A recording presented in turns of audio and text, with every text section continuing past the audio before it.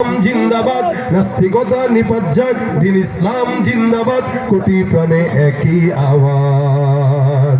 খোদাদ্রোহী ছাড় পাবে না, এই বাংলা ঠাই হবে না, মুসলমানরা জেগেছে আজ। জোর কদমে সামনে চলো, বজ্র কণ্ঠে আওয়াজ তুলো, সবাই মিলে একই তালে দাও না স্লোগান, নারায়ে তাকবীর, আল্লাহু আকবার, নারায়ে তাকবীর, আল্লাহু আকবার। মুসলমানের এই দেশেতে ইস্কন্দের ঠাঁই নাই, ইস্কন্দের দালাল যারা তাদের কোনো রক্ষা নাই। মুসলমানের এই দেশেতে নাস্তিকদের ঠাঁই নাই, নাস্তিকদের পক্ষে যারা তাদের কোনো রক্ষা নাই। এই দেশেতে থাকতে হলে কোরআন মানতে হবে, কোরআন না মানলে তারা বিতাড়িত হবে। সামনে চলো, বজ্র কণ্ঠে আওয়াজ তুলো, সবাই মিলে একই তালে দাও না স্লোগান, নারায়ে তাকবীর, আল্লাহু আকবার, নারায়ে তাকবীর, আল্লাহু আকবার। দিন ইসলাম, দিন ইসলাম জিন্দাবাদ, জিন্দাবাদ। ইসলামেরই জন্য দেশের হয়েছে জন্ম, ইসলামের বিরুদ্ধে গেলে দেশ হবে ভিন্ন। ইসলামেরই জন্য দেশের হয়েছে জন্ম, ইসলামের বিরুদ্ধে গেলে দেশ হবে ভিন্ন। ইসলামের বিরুদ্ধে যারা নিয়েছ অবস্থান, এই বাংলাটাই হবে না, যাও হিন্দুস্তান।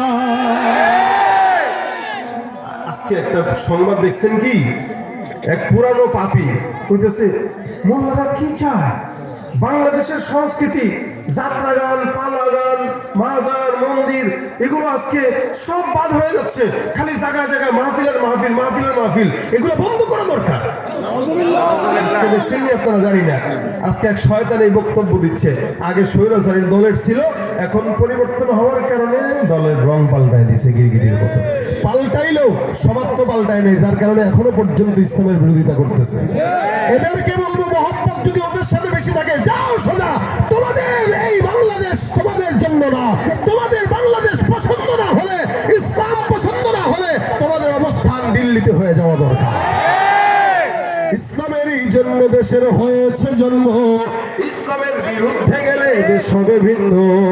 ইসলামের বিরুদ্ধে যারা নিয়েছে অবস্থান, এই বাংলাটাই হবে না, যাও হিন্দুস্তান।